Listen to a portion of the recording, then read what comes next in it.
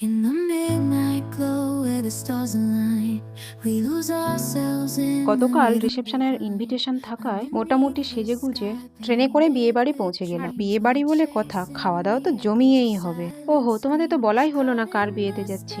আচ্ছা ঠিক আছে, তোমরাই গেস করো, তারপর আমি শেষেই বলছি। তারপর বিয়ে বাড়িতে পৌঁছে বউকে গিফট ফিফট দিয়ে কিছু ফটো টটো তুলে সোজা চলে গেলাম মেন কোর্সে।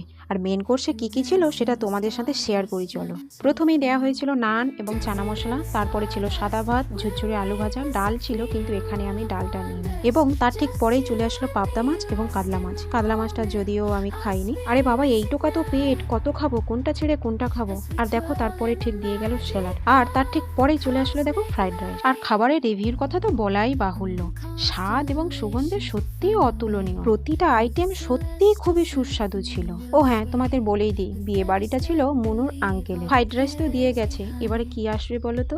আরে হ্যাঁ, ঠিকই তো ধরেছো, মাংস। এখানে যেহেতু প্রচুর আইটেম ছিল, তাই হচ্ছে এখানে এক পিসই মাংস নিলাম। আর তার ঠিক পরেই দিয়ে গেল দেখো আমের চাটনি। যেহেতু এখন আমের সিজন, তাই আমের চাটনি তো অবশ্যই থাকবে। আর আমের চাটনি খেতে কে কে পছন্দ করো তাড়াতাড়ি কমেন্ট করে জানাও।